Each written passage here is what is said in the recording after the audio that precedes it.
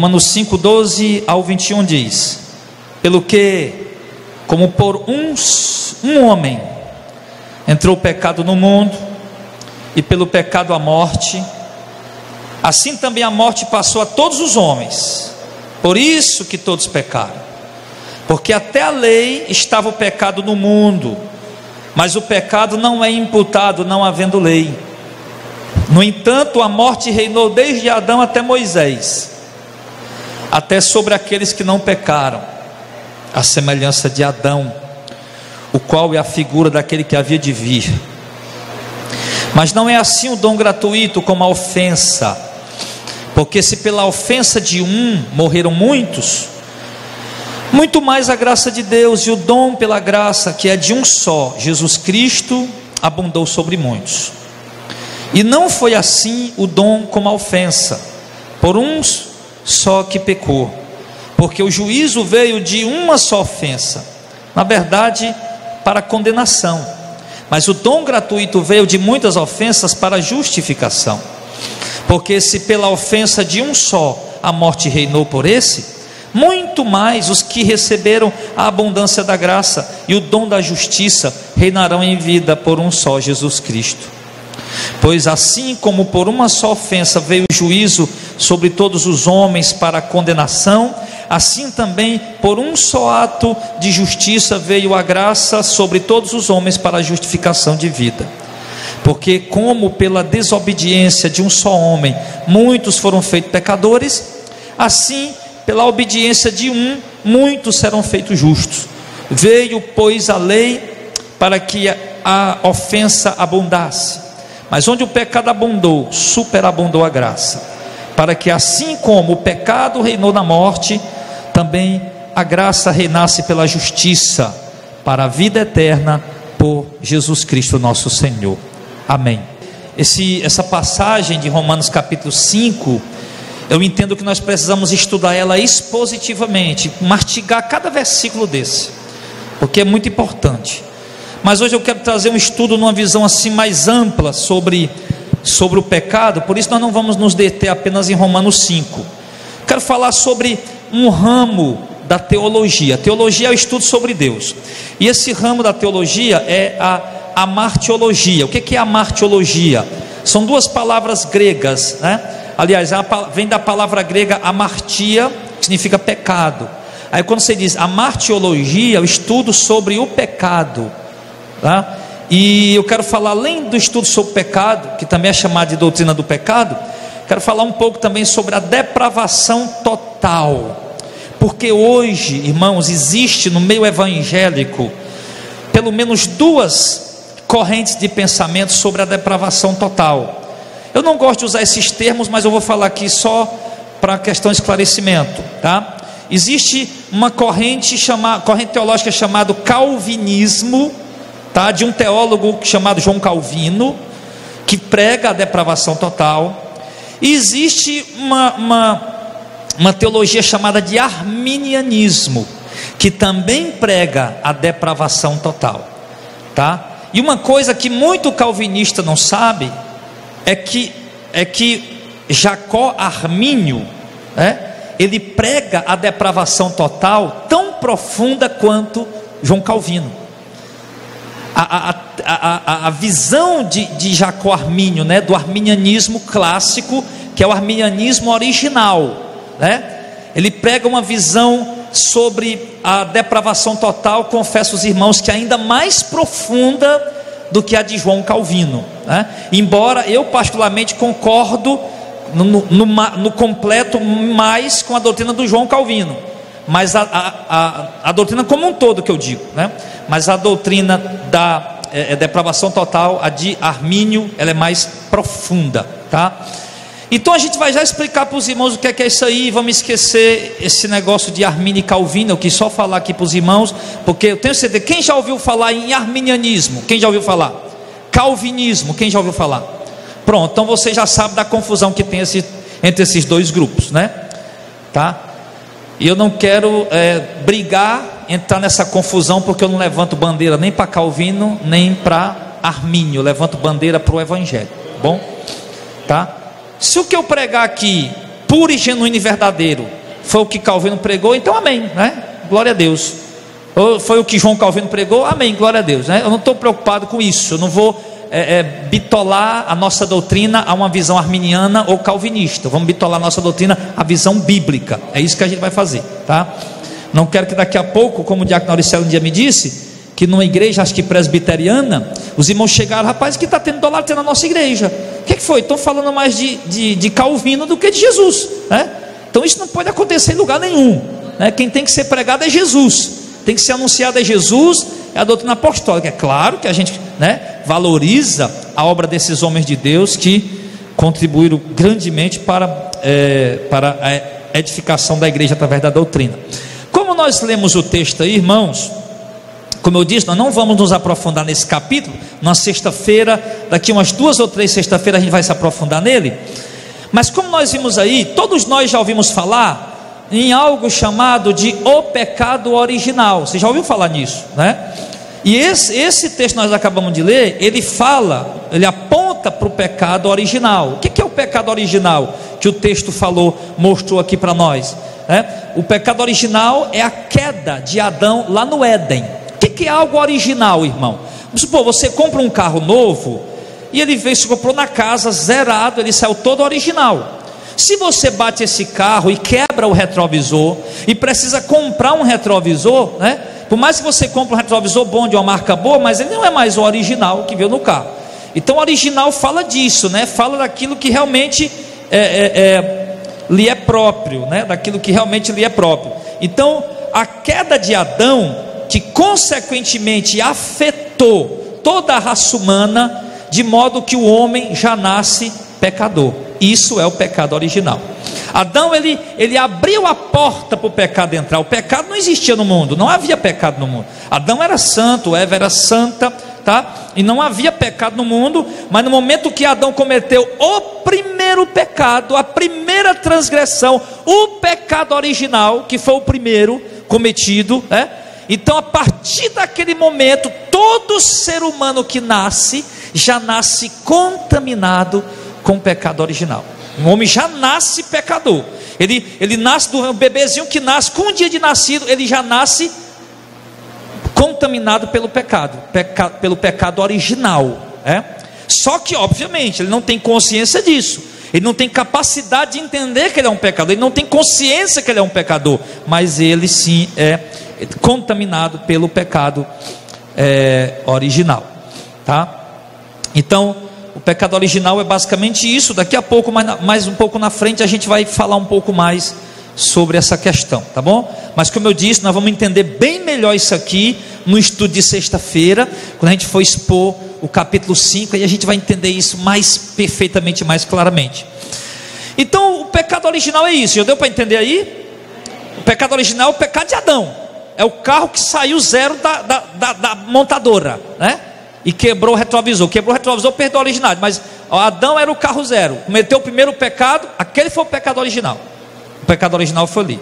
E todo ser humano que nasce, um dia de nascido, mas ele já nasce um pecador, contaminado, né, pelo pecado de Adão. Passou a contaminar todo o homem, como nós lemos aqui no capítulo 5, do texto que nós acabamos de ler aqui no capítulo 5, como ele diz assim, no verso 14: no entanto a morte reinou desde Adão até Moisés, até sobre aqueles que não pecaram à semelhança de Adão, né? Então quer dizer, e aqui no verso de 15, mas não é assim o dom gratuito como a ofensa, porque se pela ofensa de um só muitos morreram, né? Então o que ele está falando? Que pela ofensa de Adão, pelo pecado de Adão, né, todos os outros homens se tornaram pecadores, como ele diz também no verso 12, pelo que como por um homem entrou o pecado no mundo, e pelo pecado a morte, assim também a morte passou a todos os homens, por isso que todos pecaram. Então ele está deixando claramente, né, que pelo pecado de um só homem chamado Adão, a morte entrou no mundo e contaminou todo o resto da humanidade. E esse é o pecado original. Agora o que significa pecado? E em Romanos 3, 23, por gentileza, abra aí a sua Bíblia. O pecado original já vimos, que é o pecado que Adão cometeu, né? E que abriu a porta para o pecado entrar no mundo e contaminar todos os outros homens, mesmo que o homem não tenha pecado como Adão pecou, mas todos ficaram contaminados por conta do pecado de Adão. E em Romanos 3, 23, o texto diz o seguinte: porque todos pecaram e destituídos estão da glória de Deus, tá? Então aqui ainda fala do pecado original, dizendo que todos pecaram, o homem já nasce pecador, todos pecaram, estão destituídos da glória de Deus, certo? Mas esse texto também, ele mostra para nós o que é que significa o pecado. Etimologicamente, né, o significado real da palavra pecado é errar o alvo. No caso, a justiça de Deus é o alvo, e o homem erra esse alvo. Ou seja, o homem não consegue praticar algo que satisfaça a justiça de Deus. O homem não consegue viver uma vida, praticar obras que satisfaçam a justiça de Deus. Por melhor que seja essa pessoa, por melhor que seja a intenção dessa pessoa, ela nunca consegue atingir o alvo, que é a justiça de Deus. O homem sempre está errando, sempre está pecando, sempre está falhando. Ele não consegue simplesmente acertar o alvo. Então o significado real da palavra pecado é isso: errar o alvo. O homem nunca acertou o alvo da justiça de Deus em obedecer a Deus. Outras palavras também traduzidas por pecado são iniquidade. O que é iniquidade? Ofensa contra Deus. Outra palavra traduzida por pecado também é transgressão. A transgressão, a lei não cumprida. O transgressor é aquele que não cumpre a vontade de Deus. Todo homem é assim, até que ele seja regenerado. Mas enquanto ele não é regenerado, enquanto ele não tem um encontro com Cristo, enquanto a graça de Deus não se manifesta sobre ele, todo ser humano, ele transgride a lei de Deus. Por melhor pessoa que ele seja, ele transgride a lei de Deus. E outra palavra também traduzida por pecado é a impiedade, uma vida de maldade, uma pessoa que realmente vive entregue à maldade. Só que para ser um pecador, não precisa viver entregue à maldade, tipo matando, roubando, furtando. Só o fato de você ser um ser humano e estar nesse corpo e não ter a graça de Deus sobre a sua vida e não crer em Jesus, você já é um pecador, tá? E tudo que o homem faz por meio do corpo que não glorifica a Deus é pecado. Qualquer coisa que o homem faça que vai contra o caráter de Deus é pecado. Qualquer coisa que o homem faz que ofende a Deus é um delito cometido contra Deus ou contra o seu próximo. Isso é um pecado. E o homem vive praticando essas coisas. O homem vive fazendo isso, tá? Então isso é a definição de pecado: é transgressão contra Deus, é ir contra a palavra de Deus, contra a vontade de Deus, contra os princípios de Deus. É isso. Então olha para a humanidade, irmão, para o ser humano comum, normal, que não tem a graça de Deus como nós temos, que não crê em Jesus como nós cremos pela graça de Deus. Olha para o ser humano, irmão, ele vive na prática, ele vive do pecado, entrega aos pecados, por melhor pessoa que ele seja. O simples fato de ele não estar em Cristo, isso torna ele um pecador depravado, sem a graça de Deus. E a origem do pecado? A origem do pecado, né? Já vimos o pecado original, o que é, vimos aqui o significado do pecado e a origem do pecado, lá em Gênesis 3, abra lá, Gênesis 3 e 6, né? Vou pegar esses crentes que não gostam de vir culto na semana, para pregar doutrina para vocês no domingo. Aí daqui a pouco o irmão deixa de vir domingo também, que alguns não vêm mesmo porque não gostam de doutrina. Aí se o irmão deixar de vir domingo também porque não quer ouvir doutrina, aí eu já vou me conformar a saber que realmente o irmão não quer mesmo conhecer a palavra de Deus. Gênesis 3 e 6, claro que eu sei que alguns vêm domingo, que é o único dia que pode vir, não estou me referindo a esse. Gênesis 3 e 6 diz assim: e vendo a mulher que aquela árvore era boa para se comer e agradável aos olhos, a árvore desejada para dar entendimento, tomou do seu fruto e comeu, e deu também ao seu marido, e ele comeu com ela. Aqui é a origem do pecado. O pecado originou-se ali, no coração, originou-se no coração de Satanás. Pecado, por quê? Porque Eva comeu o fruto, por quê? Porque foi influenciada pelo diabo, por Satanás, a antiga serpente, o diabo Satanás. Então o pecado originou-se no coração de Satanás e entrou no mundo com a tentação de Eva e de Adão. Sim, por enquanto o diabo tinha pecado, o pecado estava no coração dele, mas o pecado não tinha entrado no mundo. O pecado originou-se no mundo, entrou no mundo com a tentação de Adão e Eva. E foi a desobediência de Adão e Eva que trouxeram o pecado para o mundo. Se Adão e Eva não tivessem desobedecido a Deus, o pecado não teria entrado no mundo. Como Adão era nosso representante, chamado por alguns de representante federal, né? E por nós sermos descendentes de Adão, né? Nós herdamos o pecado de Adão e o efeito do seu pecado e do seu ato pecaminoso, como nós já vimos em Romanos 5:12, nós acabamos de ler. Então, como Adão era nosso representante, né? Então por isso que nós herdamos o pecado de Adão. Também nós chamamos isso de representação federal, como o presidente da república. Por exemplo, nós elegemos um presidente da república. Todas as decisões que ele toma lá, um único presidente, ela traz consequências para todos nós, consequências para a nação inteira, é ou não é? Toda a ação do presidente, o que ele decide lá, para o que ele assina de lei para casar homossexual, isso atinge a sociedade toda. Tudo. Aí subiu o imposto disso, o imposto daquilo, vai subir gasolina, isso atinge todo mundo inevitavelmente. Mas não somos nós que estamos subindo a gasolina, é o nosso representante. Não somos nós que estamos aprovando a lei do casamento homossexual, é o nosso representante. Mas pelo fato dele ser nosso representante federal, isso atinge a gente.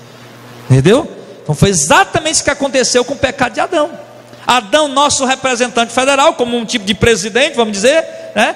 O ato dele acabou atingindo todos nós que descendemos de Adão. Inevitavelmente, atingiu todos nós. Mesmo sem nós termos pecado, do jeito que Adão pecou, mas atingiu todos nós. Isso também é chamado, irmãos, de representação seminal. Ou seja, é uma semente, porque nós viemos de Adão, tá? Nós estávamos seminalmente em Adão. O que ele fez é transmitido para nós em efeito de descendência. Ou seja, mesmo que nós não tínhamos nascido ainda, tá? Mas todos nós seminalmente éramos uma semente de Adão. Era uma semente de Adão. Porque quando Adão começou a procriar, né? Se a gente conseguisse, que isso é impossível, fazer a nossa, como é que é? Raiz, o quê?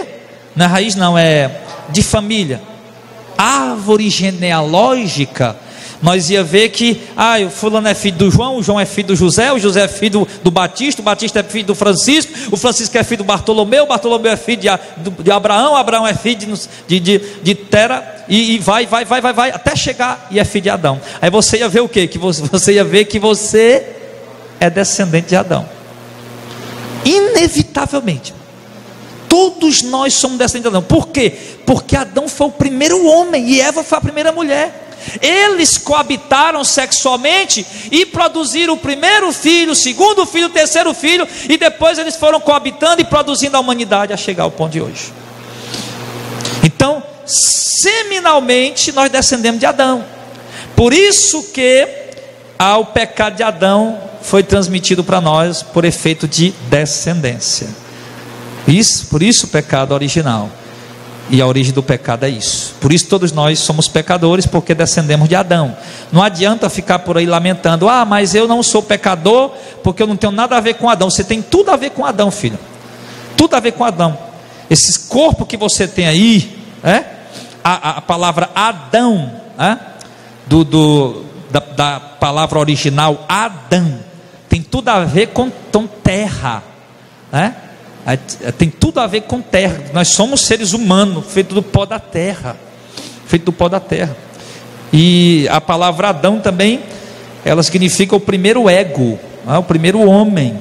Então não tem como nós não sermos, como diz por isso, você não é filho de chocadeira, não tem como ter botado no cantinho ali, não bota no cantinho ali que ele vai sair, não tem como, você descendeu de Adão. Então por isso você é pecador mesmo que você não queira. Por isso a melhor pessoa que você conhece na face da terra, a Madre Teresa de Calcutá, é uma pecadora. A Maria, mãe do nosso Senhor e Salvador Jesus Cristo, que você olha para o texto bíblico, você vê aquela mulher ali, meu irmão, uma mulher, gente boa, uma pessoa realmente de conduta irrepreensível, mas uma pecadora. Simplesmente por conta disso, ter dado o pecado de Adão. Então o pecado é isso, amados. E o pecado, ele atingiu todos nós. O ladrão abriu a porteira, o pecado entrou e contaminou todo mundo. E todo filho que Adão ia produzindo com Eva era um pecadorzinho nascendo no mundo. Era mais um pecadorzinho nascendo no mundo. E todos os outros filhos que foram sendo gerados posteriormente era mais um pecador no mundo, de modo que o mundo está aí, cheio de pecadores, os quais somos nós. Então espero que os irmãos até aqui já tenham compreendido a questão do pecado original. O que é o pecado original? Pecado de Adão.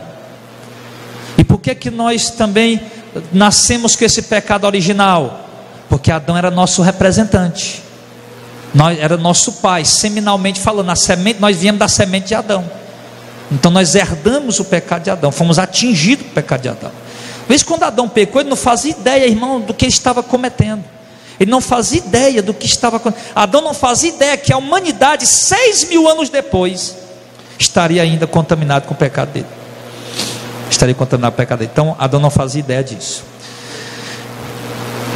Então, amados, e o pecado é desobediência a Deus, é transgressão contra a vontade de Deus, tá? O pecado é isso. E agora, o termo depravação total. Tá? O que é a depravação total? A depravação total, que isso aí é debatido muito no meio teológico. Então, a depravação total, primeiro nós vamos ver o que não é depravação total, porque muitos acham que a depravação total é que o homem é completamente insensível na sua consciência. Seja completamente sensível na sua consciência. O que é isso? O homem sabe sim discernir quando faz algo errado e algo certo. Depravação total não significa que o homem é incapacitado de compreender algo a respeito de Deus ou das Escrituras. Mesmo o homem pecador no mundo, desviado, depravado, perdido, ele é capaz de compreender alguma coisa sobre Deus. Ele é capaz de compreender alguma coisa sobre as Escrituras. O presbítero acabou de falar aqui na direção do culto, que muitos aí leem a Bíblia e compreendem alguma coisa, mas só compreendem numa perspectiva humana, mas não na espiritual. Então mesmo um pecador, ele é capaz de compreender. E a depravação total não significa que o homem cometa todo tipo de pecado. Ou seja, o homem mesmo sem estar regenerado, ele tem algum tipo de sensatez.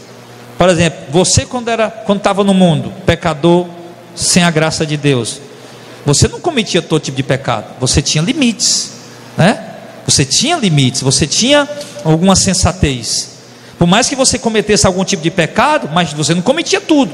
Vamos supor, de repente você bebia, mas você não matava. De repente você traía a esposa, mas você não roubava, porque você pecava, ele entrega o pecado, mas você tinha um tipo de sensatez. Então, só para vocês entenderem isso aqui, irmão, porque é o seguinte, porque abra lá em Romanos capítulo 1. Porque às vezes as pessoas acham, não, mas aquele ser humano ali, ele não conhece a Deus. Não, o homem é depravado totalmente, ele não tem noção de Deus, ele não tem conhecimento de nada de Deus. A Bíblia diz que não, que isso é um engano. A Bíblia diz que o homem tem sim o conhecimento de Deus. O homem nega, mas ele tem. Romanos capítulo 1. Romanos capítulo 1, versículo 21, 28 e 32, diz assim. Verso 21, Romanos 1, 21. Porque tendo conhecido verso 20. Começa do verso 20. Porque as suas coisas invisíveis, desde a criação do mundo, tanto o seu eterno poder como a sua divindade, se entendem e claramente se veem pelas coisas que são criadas, para que ele fique inexcusável. Porque tendo conhecido a Deus, não glorificaram como Deus, nem lhes deram graça, antes em seus discursos se desvaneceram, e o seu coração insensato se obscureceu. Verso 28. Como eles não se importaram de ter conhecimento de Deus, assim Deus os entregou a um sentimento perverso, para fazerem coisas que não convêm. Verso 32. Os quais, conhecendo a justiça de Deus, que são dignos de morte os que tais coisas praticam, não somente as fazem, como também consente aos que fazem. O que é que o texto está mostrando? Que Deus exige que o homem conheça Ele só pelas coisas que foram criadas. Ou seja, quando o homem olhar para o mar, é para ele ter consciência de que Deus existe. Quando o homem olhar para o sol, para a lua, para as estrelas, para o céu, para a vegetação, para os rios, para as pedras, para as flores, para tudo, o homem é para ter consciência que Deus existe. Mas a Bíblia diz que nisso Deus se revela, nas coisas que Deus criou, Ele se revela para o mundo. Mas o homem olha para aquilo ali, sabe que existe um Deus, mas nega a existência de Deus através das suas obras. Todo mundo sabe que existe, todo mundo você conhece por aí, sabe que existe Deus, mas nas obras deles, eles negam a existência de Deus. Eles fazem o que não convém, vivem pecando, eles desprezam a existência de Deus. Não existe temor no coração deles. Mas o homem sabe que existe Deus. Então o homem tem esse entendimento. Então o homem, irmão, não é indesculpável diante de Deus. Todo homem é culpado diante de Deus. Ah, pastor, mas e os índios, sei lá quem mais, como eu até já falei no outro dia, são culpados, são pecadores. Ah, mas aquelas pessoas lá na Coreia do Norte que estão oprimidas pelo governo daquele demônio lá, daquele imperador, são pecadoras. Todo ser humano, irmão. Não há ninguém que não seja, porque Deus se revela pelas coisas que Ele cria. Então o homem jamais vai ser desculpável diante do Senhor. E Deus exige que o homem o conheça pelas coisas que Ele criou. Então, a depravação total não quer dizer, o cara está totalmente depravado. A depravação total, o homem é depravado totalmente. Então isso significa o quê? Não é que ele não entenda de coisa boa, ele entende. Não é que ele não faça alguma coisa boa, ele faz. Mas o que é realmente a depravação total? Romanos 3, do 10 ao 18, vamos ler. Aqui ele vai dizer para nós o que é. Romanos 3, do 10 ao 18.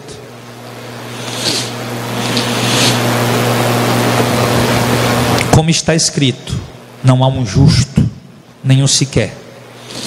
Não há ninguém que entenda, não há ninguém que busque a Deus. Todos se extraviaram, juntamente se fizeram inúteis. Não há quem faça o bem, não há um só. Sua garganta é um sepulcro aberto, com a língua trata enganosamente, peçonhas de aspa estão debaixo dos seus lábios, cuja boca está cheia de maldição e amargura. Os seus pés são ligeiros para derramar sangue, seus caminhos há destruição e miséria. Não conhecer o caminho da paz, não há temor de Deus diante dos seus olhos. O que é que significa isso aí? Olha o que ele falou aqui, da língua do homem, da mente do homem, do coração do homem, do corpo do homem. Então depravação total o que é, meu irmão? É que todas as áreas da nossa personalidade estão contaminadas com o pecado. A língua do homem está contaminada com o pecado, os olhos do homem estão contaminados com o pecado, a mente do homem está contaminada com o pecado. Todo ser humano, a personalidade, tudo no homem está contaminado com o pecado. Significa que a queda de Adão, o pecado de Adão é tão sério que afeta o homem por inteiro. O homem ele é pecador em todas as moléculas, partículas e órgãos do seu corpo. Depravação total significa que a vontade do homem está escrava aos impulsos e desejos malignos do seu coração. Romanos 7,14. Vamos ler Romanos 7,14. O homem está preso aos desejos malignos do seu coração. Romanos capítulo 7, verso 14. Porque bem sabemos que a lei é espiritual, mas eu sou carnal, vendido ao pecado. Porque o que eu faço não aprovo, mas o que eu quero isso não faço, mas o que aborreço, isso faço.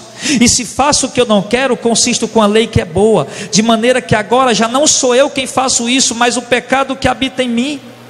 Porque eu sei em mim, isso na minha carne não habita bem algum, e com efeito o querer está em mim, mas não consigo realizar o bem. Porque não faço o bem que eu quero, mas o mal que eu não quero, esse faço. Ora, se eu faço o que eu não quero, já não faço eu, mas o pecado que habita em mim.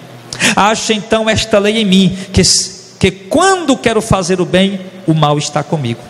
Porque segundo o homem interior, eu tenho um prazer na lei de Deus, mas vejo nos meus membros outra lei que batalha contra a lei do meu entendimento, e me prende debaixo da lei do pecado que está nos meus membros. Miserável homem que eu sou, quem me livrará do corpo dessa morte? Dou graças a Deus por Jesus Cristo nosso Senhor, assim que eu mesmo com entendimento sirvo a lei de Deus, mas com a carne a lei do pecado.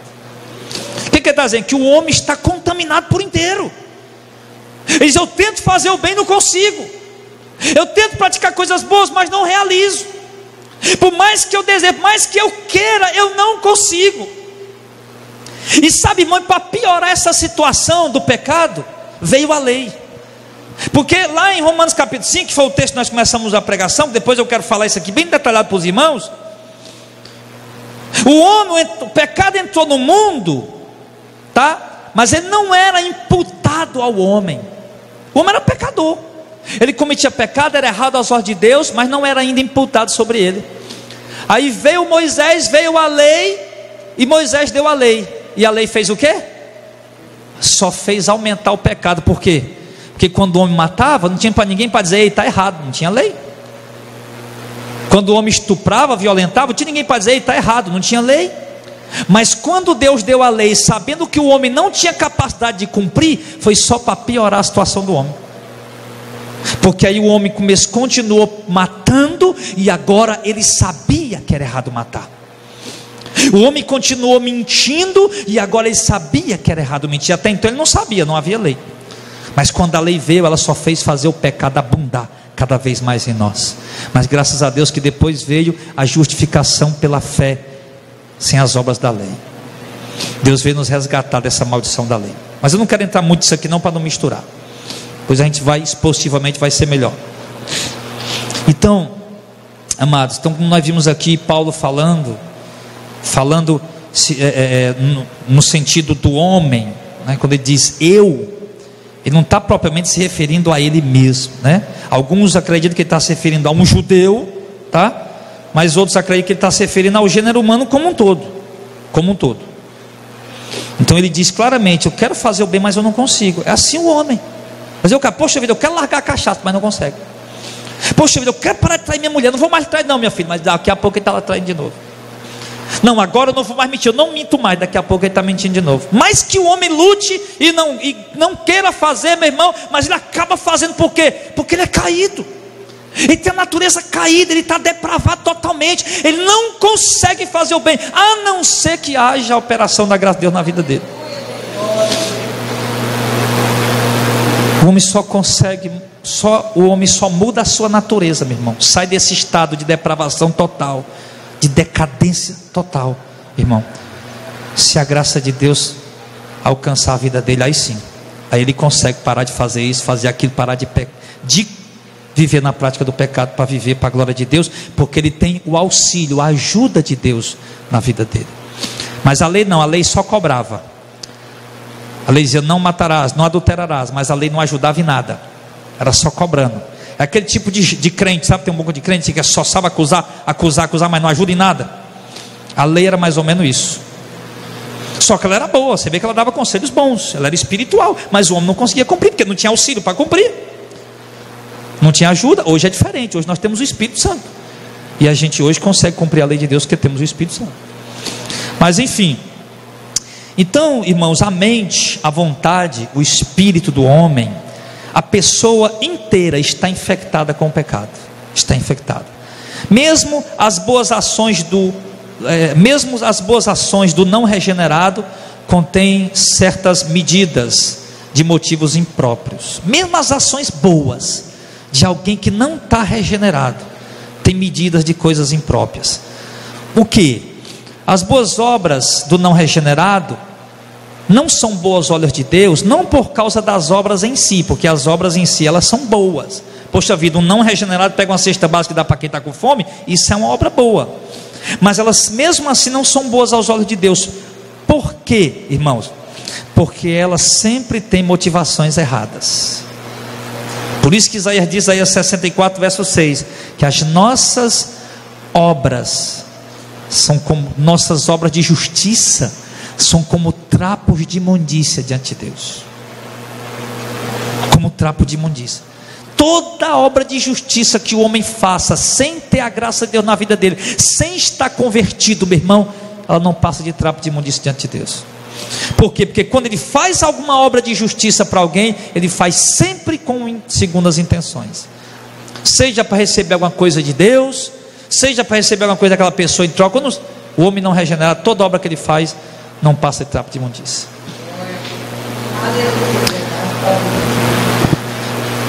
Então, amados, a depravação total significa que nada que o homem faça pode torná-lo merecedor da salvação.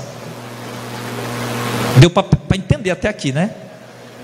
Então nós já estamos vendo um homem com a natureza caída, depravado totalmente, tem nada bom no homem. Então isso significa o quê? Que nada que o homem faça pode tornar ele merecedor da salvação. Porque ele acabou de falar aqui que até as boas obras do homem não passam de trapo de imundícia diante de Deus. Por quê? Por causa da natureza caída dele, por causa de o homem ser depravado. Então, meu irmão, eles estão presos e condenados sem poder da situação em que se encontra, sair da situação que se encontra. O homem está assim. Nada que ele faça é capaz de torná-lo merecedor da salvação. Ah não, eu vou dar todos os meus bens para os pobres. Continua sendo pecador. Não, eu vou dar minha vida para salvar alguém. Continua sendo um pecador. Continua sendo um pecador. Ah, eu vou dar minha vida pela pátria. Morreu pela pátria. Que história bonita, é? Joaquim José da Silva Xavier e outros heróis de guerra. Vou dar vida pela pátria. Morreu pecador. Bonita, história bonita, emocionante, comovente. Morreu pecador. Só a morte de um é que foi válida aos olhos de Deus por alguma coisa. Foi a morte de Jesus Cristo, que teve poder para perdoar os pecados daqueles que creem. Então, amado, o homem, ele é incapaz. Olha isso aqui. O homem é incapaz de despertar a si mesmo para a fé em Jesus Cristo. O homem está depravado totalmente. O homem é incapaz, todo ser humano é incapaz de despertar a si mesmo para crer em Jesus, para se arrepender, para se converter, que resulta em salvação. O homem não tem essa capacidade. Por quê? Porque ele é contaminado pelo pecado, porque ele é depravado totalmente. O homem, se alguém chegar a dizer, rapaz, eu vou me arrepender e vou buscar Jesus, é porque a graça de Deus já foi lá sobre a vida dele e falou com ele, e entrou na vida dele. O homem por si só não tem essa capacidade. Está entendendo? O homem não tem essa capacidade, não tem esse poder. O homem é um pecador caído. Ele não tem. Não, eu nunca ouvi o Evangelho, eu nunca ouvi a palavra de Deus, eu nunca ouvi, sim, mas eu a partir de hoje vou ser uma pessoa boa. Eu a partir de hoje vou abrir mão de tudo errado que eu fazia, enfim, vou consertar minha vida e andar na presença de Deus. Como vai fazer isso se ele nunca ouviu o Evangelho? A graça de Deus não foi sobre a vida dele. Então o homem não é capaz, irmão, tá? A gente tem que colocar isso na mente da gente. Aquele negócio de dizer, vai irmão, escolhe Jesus aí. Não existe isso. Ei irmão, escolhe Jesus. Não existe isso. O homem é incapaz disso, se a graça de Deus não entrar no seu coração, lá dentro. Olha para o exemplo aqui, irmão. 2 ladrões na cruz. Jesus, um ladrão do lado direito, outro do lado esquerdo. Lá em Mateus diz que os 2 estavam gritando, desce da cruz e salva nós também, os 2. Mais tarde tinha um dizendo, Jesus, lembra de mim quando entrar no teu reino? E o outro continuava zombando. Por quê? Por que só um creu e o outro não? Não, porque ele quis. E por que o outro não quis, mesmo na hora da morte? Foi porque ele não creu. Não é porque ele não quis, é porque ele não creu. Porque a graça de Deus, irmão, não foi ao encontro dele. Porque se a graça de Deus tivesse ido ao encontro dele, ele tinha crido tanto quanto o outro ladrão que se arrependeu. Já viu, já pregou tanto para alguém? Pastor, eu prego e entra no ouvido e sai no outro. Como é que está falando com a parede dessa? Por quê? Porque o cara é burro? Não, ele até entende. Mas se a graça de Deus não revelar, meu irmão, ele não vai poder crer nunca. E por quê, pastor? Porque é um pecador. Você só está aí entendendo essa palavra, você só está aí arrependido, seguindo Jesus, porque a graça de Deus veio ao teu encontro, irmão. Você não está aí porque você é bom, porque você fez esforço para vir, por mérito próprio, não. Foi Deus que foi ao teu encontro. Você não era capaz. Nunca. Então, meu irmão, o homem é incapaz de despertar a si mesmo para a fé em Jesus Cristo, para o arrependimento, para a conversão que resulta na salvação. Em suma, a depravação total é a incapacidade que o homem tem de levar a si mesmo a iniciar a sua salvação. O homem é incapaz de iniciar a sua salvação. Não vou começar por aqui a minha salvação. O homem é incapaz. O homem é incapaz. O homem é incapaz de pagar pelos seus próprios pecados. Estão mortos e não sabem disso. Pessoa alguma é capaz de fazer algo por sua própria salvação sem a ação graciosa de Deus sobre a vida dele. Pessoa nenhuma, irmãos, tem a capacidade ou poder para fazer algo pela sua salvação sem que a graça de Deus esteja sobre a vida dele. Olha o que é que o arminianismo prega. Deixa eu usar de novo. O arminianismo nesse ponto aqui, irmão, ele prega 100% certo. 100% certo. Jacó Armínio disse o seguinte: que o homem é incapaz de crer em Deus se a graça de Deus primeiro não vier sobre ele. O arminianismo prega isso. Jacó Armínio diz que o homem só pode crer no Evangelho se a graça de Deus se manifestar para ele. E ele disse mais, que o homem só pode continuar crendo no Evangelho se a graça de Deus o ajudar. E o homem só pode chegar até o fim crendo no Evangelho se a graça de Deus permanecer sobre ele até o fim. Foi isso que Jacó Armínio pregou. Está certo ou está errado? Está certo. E o que foi que o Calvino pregou? Pregou a mesma coisa. Que o homem só pode crer em Deus se a graça de Deus vier antes sobre a vida dele. E o homem só permanece até o fim, o eleito, porque a graça de Deus permanece sobre a vida dele, nunca abandona. É isso. Exatamente isso. Então, meus irmãos, pelo amor de Deus, sabe, eu vejo principalmente nos arminianos. Os caras pregam arminianismo sem saber o que está dizendo. Ai não, é o homem que escolhe. Irmão, o próprio Jacó Armínio não pregou isso. Não é o homem que decide. Não. Não é o homem que decide, é Deus. Se a graça de Deus não vier sobre ele e se revelar, meu irmão, o homem nunca vai crer.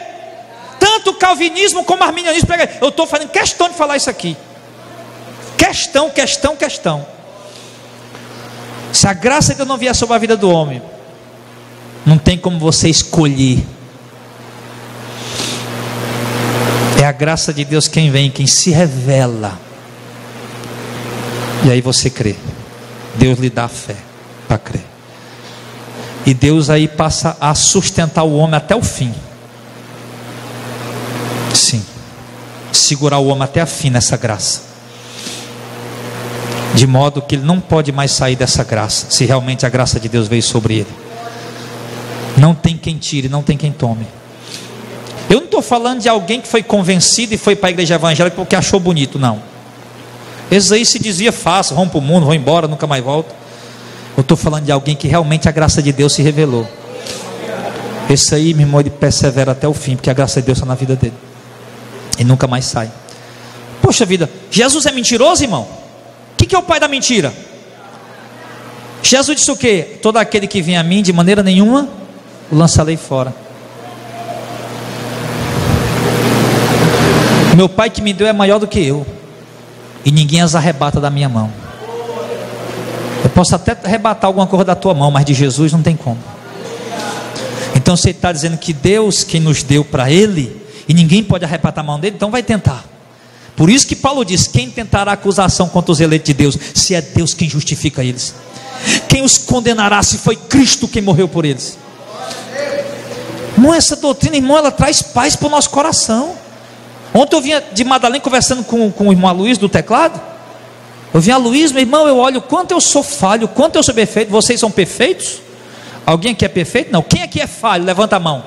Quem erra?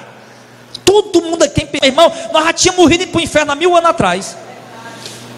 Eu digo: Luiz, mas eu olho para minhas falhas, minhas fraquezas, minha imperfeição, quanto eu erro, mais que eu tente acertar, como diz Paulo, mas o quanto eu erro, meu irmão. Aí eu olho para a graça de Deus e Ele me consola, e Ele me dá paz, Ele me dá tranquilidade. Então nós temos que crer nisso, irmão. Não é aquele tipo de crente que de manhã amanhece salvo. Opa, eu estou salvo, aleluia, glória a Deus. Aí mais tarde ele se reclama: poxa vida, Alicélio, você fez isso, vixe, agora eu vou para o inferno. Eu falei mal, falei contra o Alicélio, meu Deus, eu vou para o inferno, vou ser condenado. Que é isso, meu irmão? O irmão mandou para mim a mensagem essa, anteontem, pastor, foi ontem. Ontem foi sábado, foi anteontem, sexta-feira, quando eu cheguei em casa, e-mail: pastor Jadel, quem tem o Espírito Santo peca? Eu falei: que é isso, meu irmão? Ele deve estar ouvindo agora. Irmão, quem tem o Espírito Santo peca, mas não gosta de pecar. Quem tem o Espírito Santo peca, mas não se entrega ao pecado. Quem tem o Espírito Santo peca, mas não faz com prazer. Quem tem o Espírito Santo peca, mas logo ele se arrepende, se levanta e busca a Deus imediatamente. Isso é sinal de quê, irmão? É tua força? Não é. Se fosse tua força, tu tinha se vendido o pecado. Isso é sinal que a graça de Deus está sobre a tua vida, sustentando até o fim. Tem crente que diz: não, mas eu tenho que fazer certinho para poder ser salvo. Aí quando tu chegar lá no céu, tu vai dizer: ó, Jesus, eu estou aqui porque eu andei direitinho, viu? Então a glória é tua. O homem de Deus, que a graça de Deus está sobre a vida dele, meu irmão, ele vai chegar diante do Senhor salvo, mas ele vai dizer: Senhor, eu cheguei aqui porque foi tua misericórdia, porque por mim eu tinha parado no meio do caminho. Senhor, eu cheguei aqui, a glória é toda tua, porque eu não parto de um pecador. Senhor, eu só estou aqui diante do teu trono para ser salvo, porque o Senhor foi misericordioso comigo, porque eu sou um homem, Senhor, totalmente desvirtuado. Se não fosse tua graça para me regenerar, para me consertar, para me limpar, para me purificar, eu teria ido para o inferno. Mas tem meia dúzia de crente que pensa que quando chegar lá no dia do Senhor vai ter que dizer: Senhor, não, eu fui salvo porque eu fiz isso, fiz aquilo. Não. As suas obras que você faz como um crente regenerado não é para comprar sua salvação, ela foi comprada por Cristo na cruz. As obras que você faz é porque você é salvo, é frutos da sua salvação. Vai ter tanta gente de boa obra que vai chegar lá e vai para o inferno. Por quê? Porque as obras que ele fazia eram sem a graça de Deus. As únicas obras válidas diante do Senhor são as obras que são feitas, irmãos, pelos regenerados, pelos que foram alcançados pela graça. Tem crente, irmão, bichinhos, coitadinhos de alguns crentes. Pastor, tem um pessoal lá na igreja católica que são bons. Eu acho que Deus vai dar uma coisa boa para eles. Eu acho que vai. Eles são bons. Pastor, não conheço um pessoal, pastor, que não é crente, não, mas são gente boa demais. Pastor, faz só o bem para o povo. Eu acho que eles vão ser salvos. Meu irmão, pelo amor de Deus, que é isso? Se a salvação fosse desse jeito, Jesus ia morrer quê? Ia morrer por quê? Bastava você ser uma pessoa mais ou menos boazinha. Mas nós acabamos de falar aqui, irmão, que o homem é caído totalmente. O homem é totalmente depravado. A depravação total está sobre a vida do homem.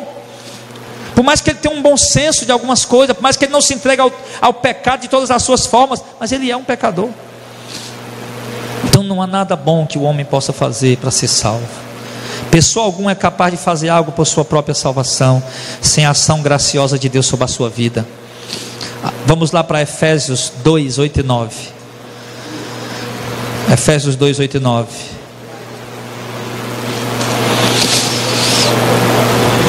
Efésios capítulo 2, verso 8 e 9. Vai ouvindo aí, irmão, e vai crendo em nome de Jesus.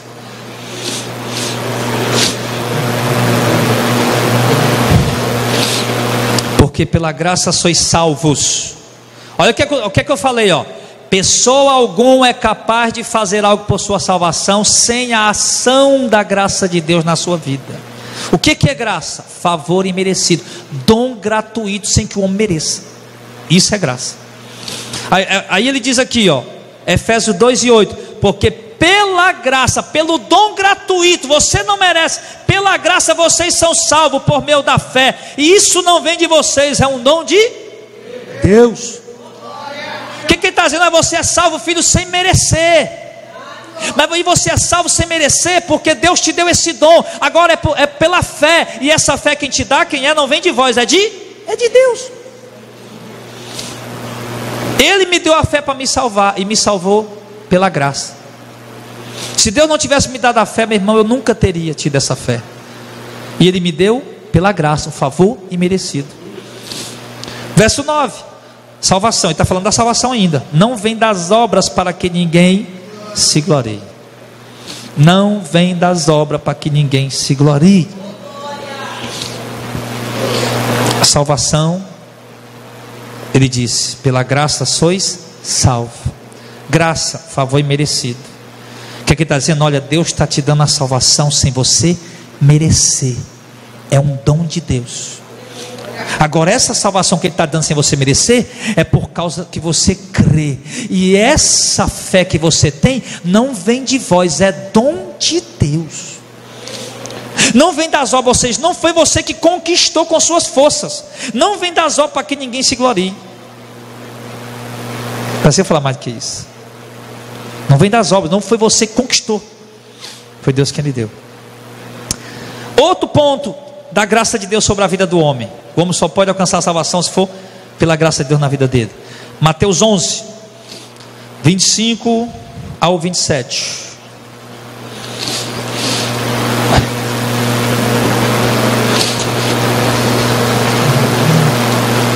Mateus 11, 25 ao 27. Naquele tempo respondeu Jesus e disse: graças te dou, ó Pai, Senhor do céu e da terra, que ocultaste essas coisas aos sábios instruídos e as revelaste aos pequeninos. Sim, ó Pai, porque assim te aprouve. Todas as coisas me foram entregues por meu Pai, e ninguém conhece o Filho senão o Pai, e ninguém conhece o Pai senão o Filho, e aquele a quem o Filho quiser revelar. Só conhece Ele se Ele quiser. Você conhece Ele? Por que você conhece Ele? Porque Ele quis se revelar. E aqueles que não conhecem, por que não conhecem? Porque Ele, o soberano, não quis se revelar. Ele não disse no verso 25: graças te dou, ó Pai, porque ocultaste essas coisas. Quem foi que ocultou? Deus. Te dou graças, Pai, porque o Senhor ocultou essas coisas. Que coisa Jesus refere? As obras, a palavra da salvação, a palavra da vida eterna, a palavra do arrependimento. O Senhor ocultou essas coisas para os inteligentes, os instruídos, os sábios, e revelou para eles. Sim, ó Pai, porque assim te aprove, assim foi tua vontade soberana. Irmão, tem uma guerra gigante aí no meio teológico. Quem criou o mal? Já ouviu isso aí? Quem criou o mal, irmão? Quem criou o mal? Deixa eu te perguntar, quem foi que criou o diabo? Quem foi que criou o diabo? Deus, irmão. Deus seria capaz de criar o diabo? Foi Deus, claro que foi Deus. Mas por que Deus criou o diabo? Se Deus sabia que o diabo ia trazer o mal para o mundo. Porque Deus queria que o mal viesse, mesmo que pesasse ao coração dele, mas ele queria. Só que a natureza de Deus é santa, e o próprio Deus não podia fazer o mal, então ele criou um ser para fazer o mal, e colocou a culpa sobre esse ser, pelo mal que ele faz, de modo que ele está predestinado a ir para o inferno. O diabo, o diabo já foi criado para ir para o inferno. E por que Deus fez isso? Porque ele é soberano. Deus não podia fazer o mal, mas ele queria que o mal estivesse presente, mesmo que ele pesasse o coração, porque essa natureza é boa. Então ele, como ele não podia fazer o mal, eu vou criar um que esse vai fazer o mal. Aí outro diz: poxa vida, mas Deixa eu te perguntar uma coisa, irmão. Enquanto a gente não entender, olha, o que a gente tem que entender, irmão, é que esse Deus é soberano. Soberano é o que pode tudo, faz tudo, sem precisar do conselho de ninguém. Na eternidade passada, é um termo teológico, que é isso, antes de tudo existir. Na eternidade passada, há trilhões de anos atrás, quando não existia nada, Deus tinha um plano, fez um plano. Só que nós não conhecemos esse plano. E como parte desse plano, o diabo estava inserido. Na queda do homem, estava lá já, Deus programou tudo, irmão. Não vai pensar, não, mas foi por acaso. Que por acaso, meu irmão? Deixa eu te perguntar uma coisa, o Judas traiu Jesus por quê? Tinha uma profecia para se cumprir. Tinha uma profecia. Se Judas não tivesse sido destinado para trair Jesus, Jesus não ia ter sido traído. A profecia não ia se cumprir. Ou Deus ia furar uma profecia dele? Não podia. O que é mal aos nossos olhos? Para mim, alguém que manda matar outro é mal, é ou não é? Por que Deus mandou matar pessoas? Josué entra em Jericó, presta atenção. Eu abri uma parênteses aqui, negócio da maldade, para mostrar a você a soberania de Deus, que tem tudo a ver com a graça. Lembra de Jericó, quando chega lá, Josué, capítulo 1, né? Acho que é capítulo 1. Josué rodeia Jericó 7 vezes. Tem até campanha nas igrejas, né? Irmã Terezinha andou fazendo lá, foi? Derrubando muralha com martelo na mão. Josué rodeia Jericó 7 vezes. No último dia rodeia 7 vezes. Quando cai, Josué entra e mata tudo que está lá dentro. Naquela cidade tinha homens, tinha mulheres, tinha crianças, tinha velhos. A ordem de Deus era para matar tudo. Saul perdeu o trono por quê? Deus disse: Saul, olha, a ordem é essa. Samuel chegou. Saul, a ordem é essa, ó, vai lá nos amalequitas, mata tudo, mata o rei, mata tudo lá, não traz nada. Ele foi lá e matou tudo. Lá tinha tudo. Quando Deus destruiu a cidade de Sodoma e Gomorra, lembra quem lembra? Desceu fogo do céu. Só morreu homens de guerra?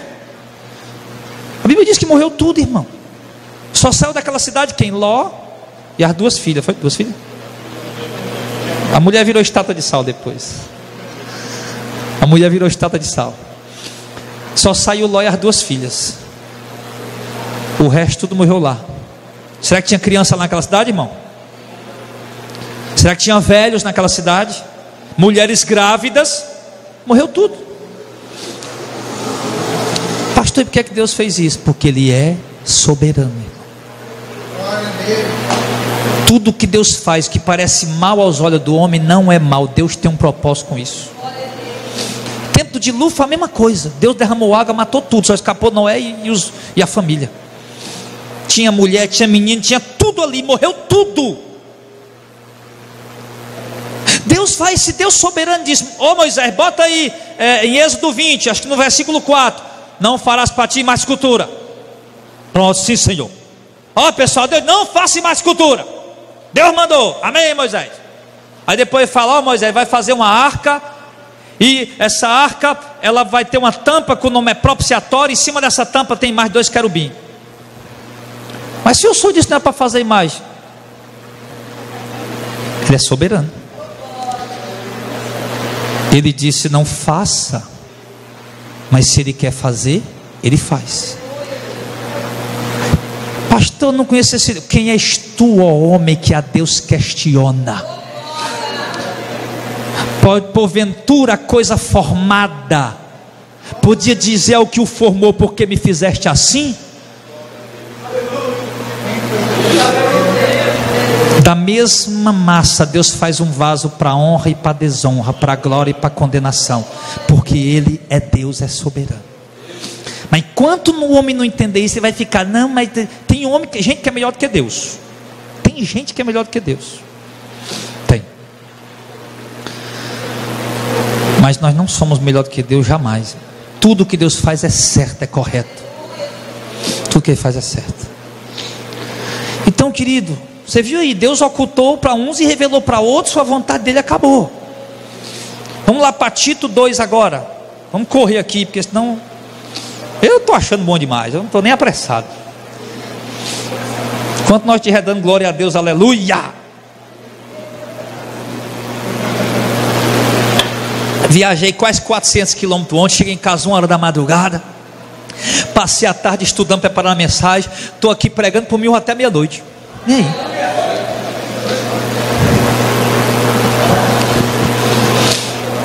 Então não se sinta cansado não, por favor, irmão. Estou dizendo assim para você não se sentir cansado. Os irmãos aqui foram lá, passaram o dia andando naquela Madalena, com aquele solzão quente, evangelizando. De noite nós estávamos lá cultuando a Deus. Está todo mundo aí, dando glória a Deus e satisfeito. Tito 2. Só eu que não achei ainda, ó. Quem achou, diga amém. Quem não achou, misericórdia. Misericórdia, peraí, irmão. Só eu que não achei ainda. Tito 2. Tito, capítulo 2, vamos lá. Eu acho que é isso mesmo. Se tiver errado, rapaz, eu acho que não é Tito não. Não, é isso mesmo. É Tito 2, do 11 ao 14.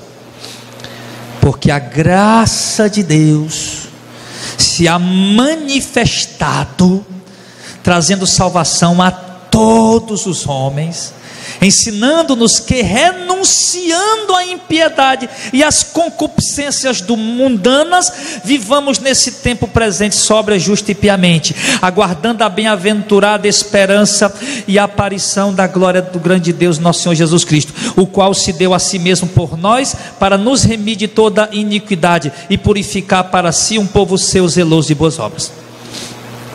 Mas o mistério está onde aqui? A graça de Deus se há revelar, manifestar a todos os homens, se há de manifestar trazendo salvação a todos os homens. Preste atenção. Graça de Deus se revelou trazendo salvação para todos os homens. Se manifestou, a graça de Deus se há manifestado, quer dizer, ela apareceu. Ele não está dizendo que apareceu trazendo salvação a todos os homens. Mas por que é que todos os homens não são salvos? Ele não está dizendo que a graça de Deus foi derramada sobre todo homem, preste atenção. Ele não está dizendo que a graça de Deus foi derramada sobre todo mundo, não. Ele está dizendo que a graça de Deus apareceu para todo mundo viu, Jesus todo mundo viu, o Evangelho todo mundo está vendo, trazendo salvação para todo mundo, ele apareceu, né?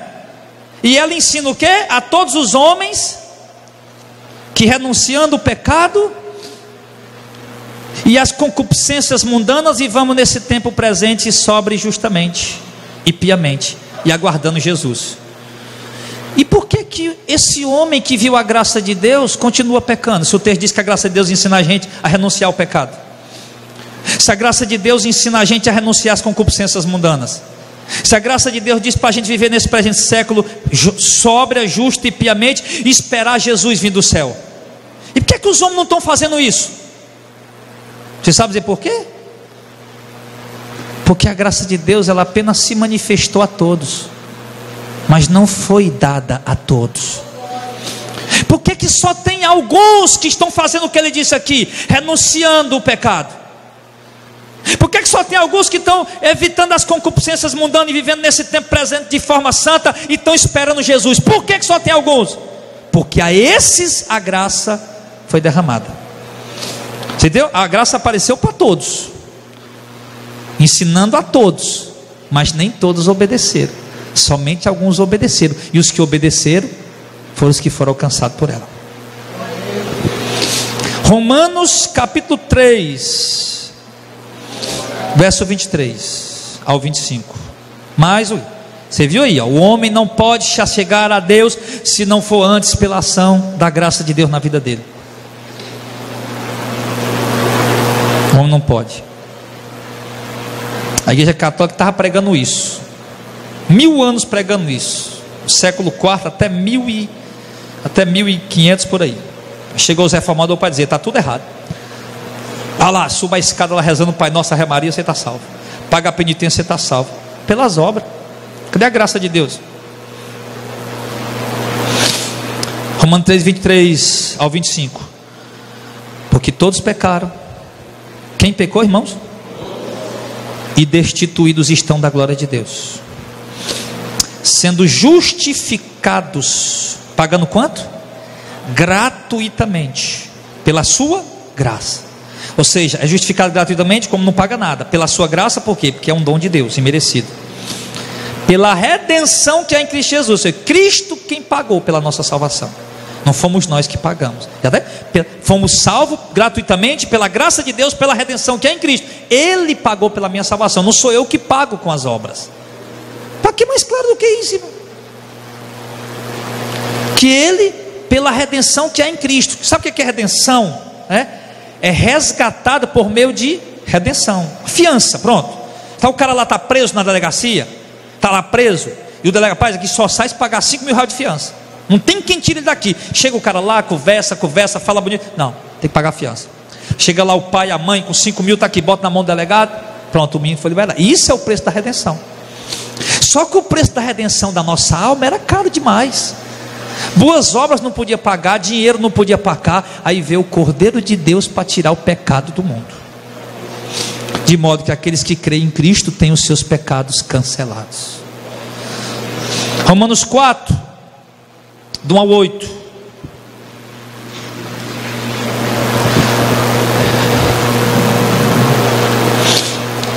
Romanos 4, 1 ao 8. Que diremos, pois? Ter Abraão alcançado nosso pai segundo a carne? Uma pergunta. Porque se Abraão foi justificado pelas obras, tem de que se gloriar, mas não diante de Deus. Por quê? Porque diz a Escritura: creu Abraão em Deus, e isso lhe foi imputado como justiça. Na mente de alguns, Abraão era justo porque tinha obras.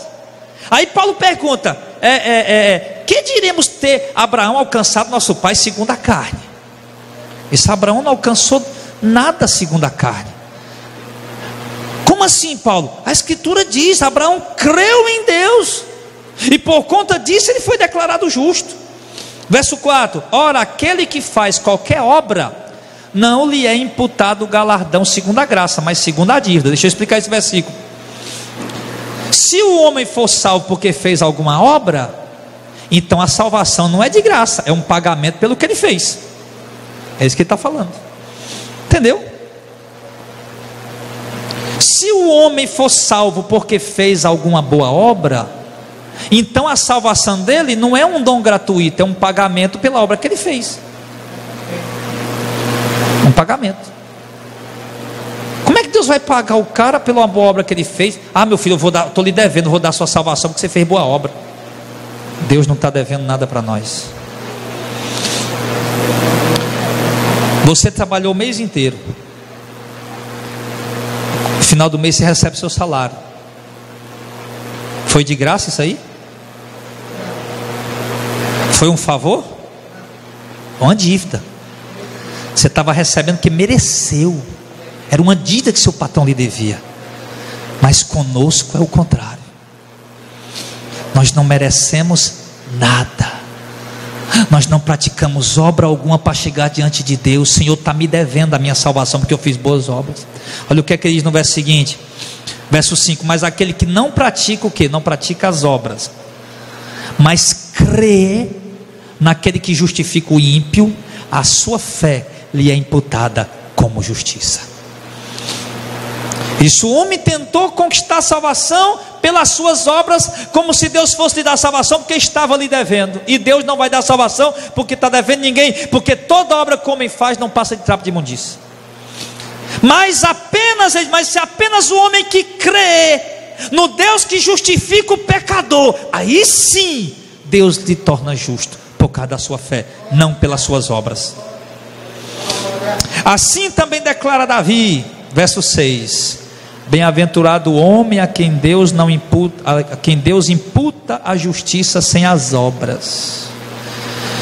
Dizendo, verso 7: bem-aventurado aquele cujas maldades são perto. Bem-aventurado o homem a quem o Senhor não imputa pecado. Assim. Então, irmãos, eu sei que talvez para alguns a princípio é meio pouco assim complicado para se entender, mas no que nós continuarmos falando sobre isso e mostrando nas Escrituras como estamos mostrando, a gente vai. Porque é o seguinte, irmão, a doutrina calvinista da predestinação é fundamentada na Bíblia, versículos bíblicos, que nós acabamos de mostrar aqui, a salvação pela graça. A doutrina arminiana, que diz que a salvação, o homem pode rejeitar ela como pode aceitar, eles fundamentam também na Bíblia. Eles usam o termo da Bíblia para fundamentar. Eu estudei um pouco, ainda muito não, sobre Armínio e sobre Calvino, e eu vi que a teologia dos dois é muito bem equilibrada com textos bíblicos, mas não tem como os dois estar certo. Um dos dois tem que estar errado. Então, é o que eu digo, às vezes eu digo para o Auricélio, olha, eu vi a doutrina arminiana e calvinista muito bem equilibrada, todas as duas. Eu falei para você, muito bem equilibrada, muito bem colocada, mas tem um momento que a doutrina arminiana se desequilibra. É quando diz que o homem é quem escolhe aceitar ou rejeita aceitar a graça de Deus que salva. Nesse momento eu vejo que desequilibra. Por quê? Porque se fosse para o homem aceitar ou rejeitar, então o homem teria mérito, porque foi o homem que quis, foi o homem que escolheu. Então ali o homem teria mérito. Era ou não era? Por exemplo, Auricélio, a graça de Deus, salvação. Auricélio, vou lhe dar a salvação, está aqui a Bíblia. Não, quero não, pastor, quero não. Pronto, não quis, tudo bem. Auricélio, eu vou lhe dar a salvação, está aqui, pegue. Pronto, agora ele quis, olha o celular dentro. Ele quis. Então no dia da prestação de conta, chegou o dia do juízo. Auricélio, vem aqui, fica em pé. Segura aí. Auricélio, você está aqui para ser julgado diante do Senhor, né? E você vai ser salvo porque você merece, porque Ele oferecia a salvação e você aceitou. Então você merece a salvação. Não pode ser assim, irmão. Obrigado, Auricélio. Não pode ser dessa maneira. Ele acabou de dizer, não é das obras para que ninguém se glorie. Acabou de dizer. Aí como é que agora o Auricélio vai dizer, não, eu fui porque eu aceitei, eu quis. Deixa eu dizer para você uma coisa, irmão. Você pregou para um leigo, um matutinho que não sabe nem ler direito, você pregou e ele entendeu, ele creu, ele recebeu. Tu pregou para um doutor e ele não entendeu. Se fosse pela inteligência humana, a tendência qual era? O doutor entender e o matuto não é verdade? Mas como não é pela inteligência humana, é pela revelação da graça de Deus, aí só vai crer aquele que Deus quiser dar a fé. E não tem para onde nós correr. Ah, pastor, então eu não sei, pastor, não sei se eu sou, se eu não sou, eu vou não beber cachaça. Fica à vontade, meu irmão. Eu só sei que eu não vou, não. E não vou por quê? Porque eu tenho certeza que eu sou um pecador desgraçado, miserável, que eu ia cair lá no inferno, meu irmão, mas a graça desse Deus está sobre a minha vida. E como é que você sabe disso, pastor? Porque, meu irmão, o entendimento que nós temos do Evangelho não é pela mente humana, é pela operação do Espírito. Ele diz, Pai, te dou graça porque você escondeu desses e revelou para aqueles. Então se eu entendo e você entende, meu irmão, é porque a graça de Deus te alcançou. Para dessa perturbação, pastor, será que eu sou, se eu não sou? Será que eu vou, se eu não vou? Meu irmão, se você está entendendo a palavra verdadeira, genuína do Evangelho, e está reconhecendo toda a heresia que está por aí, meu irmão, o homem natural não tem essa capacidade. É porque Deus está na tua vida, o Espírito de Deus está te guiando. E pode ter certeza, Ele vai te sustentar até o fim. Quem aqui, meu irmão, nunca, sei lá, sentiu uma fraqueza, uma tentação pesada que quase não caiu? E não caiu por quê? Porque tu é forte? Foi nada, rapaz. Foi porque a graça de Deus não te deixou cair. Porque a graça de Deus sustenta o homem até o fim, irmão. Graça de Deus sustenta.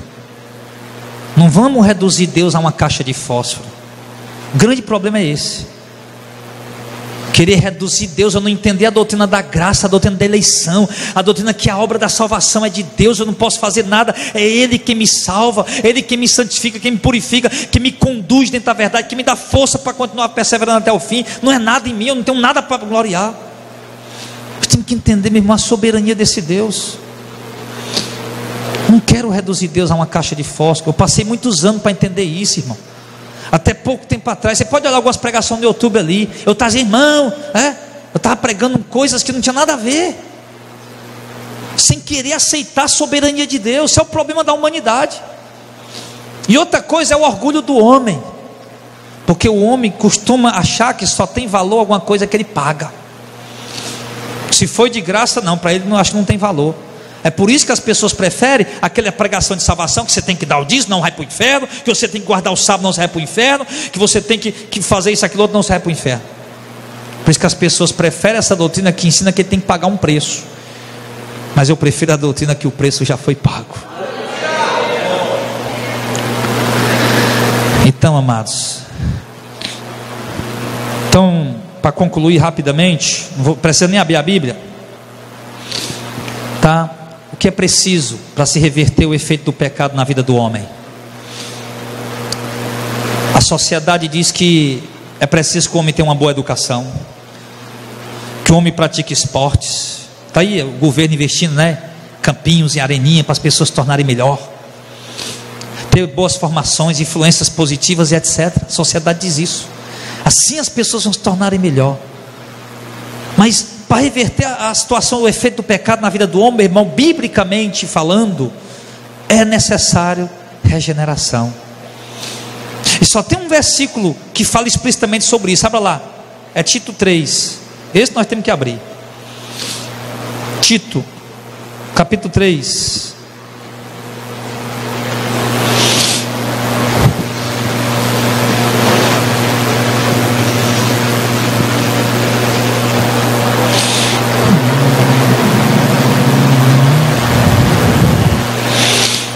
Do verso 1, Tito 3, 1 ao 7.